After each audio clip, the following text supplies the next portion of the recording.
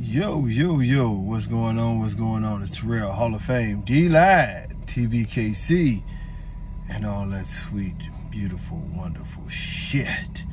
I actually got a good question, and it was probably right on time.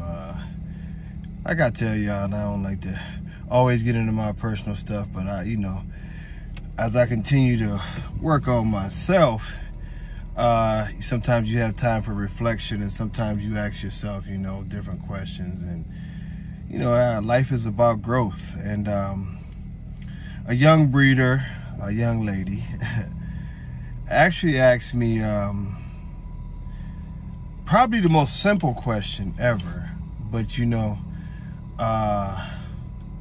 I had to think on it actually for 2 days, Sarah. And the answer is simple now that I really think about it. And she asked me in this context. She says she watches a lot of people talk about this breed, and she's drawn to my page to listen to the things I have to say, because it seems like I have a different type of outlook on the dogs. I guess that's the words. I can't remember her exact words, but this is pretty much it. It's not to down anybody, first of all, but it's just this, And many of you who have watched this page have heard me say this time and time again, but my outlook on the dogs is down the line. Like, in many ways I'm crazy. In many ways my brain doesn't work like everybody else's. I'm very obsessive, to the point of a fault sometimes, at trying to perfect things. But not to say I've never cared about winning or adulation or anything of that matter. If you compete, you do. But my vision, and I've told y'all this before, like, my perfect American bully is very muscular, very tight, 16 inches, I would say 125 pounds of just sheer muscle, 28-inch head. And I know that's a hell of a dog, isn't it? And, perfect conformation, beautiful top line, perfect 90-degree angles, back there at the hawk, flaring rear end, nice tuck in the rib cage, the bulging shoulders, massive bone, tight paws still, with incredible movement, perfect bite. I don't care about the color. I never, in my vision, I've never too much envisioned a certain color of a dog, almond-shaped eyes, very cheeky, just big cheeks, nice muzzle, nice broad muzzle, but long enough to breathe and be functional. Very confident dog. A dog that has a great temperament, that can be an ambassador for the breed, and actually, meet people and greet people and like people, but still be badass enough that no dog around him would ever try him, and if they did, he would kill him. That's my dog, and that's why I smile so much when I say it, because I've always thought of this. I've been thinking about this forever, and how to get there forever, and I'm obsessed with it.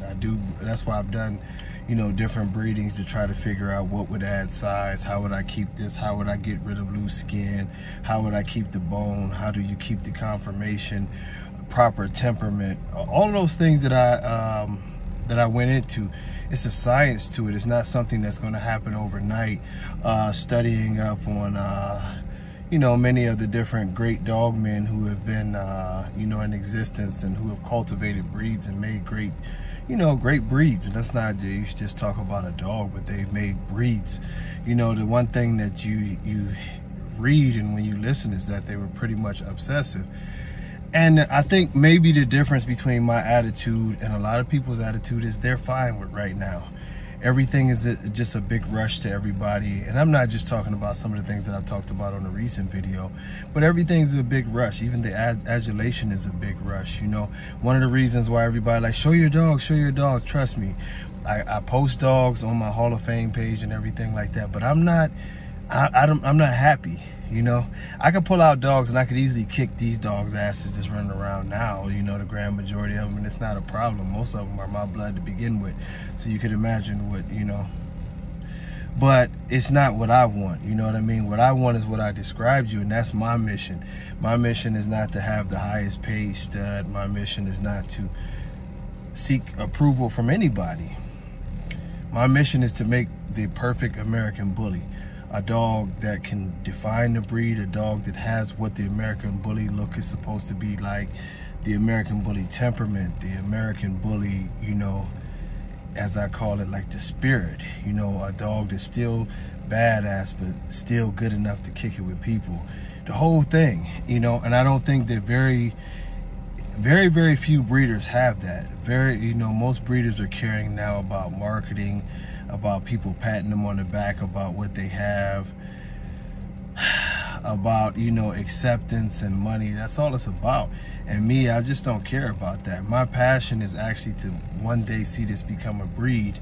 And of course, in the process of making, you know, what I would consider, you know, the perfect American bully, to be an ambassador, that's the dog that you go off of to continue the breed, to push the breed. And it's not necessarily saying that I'm the only one that can do it, of course, but that would be my contribution to I know once I unlock that code to make a dog like that, that the next step would be to repeatedly unlock that code to make more dogs like that, and to consistently make dogs like that, as that becomes truly the definition of a breed. You don't see that very often with these people. These people nowadays, they just breed.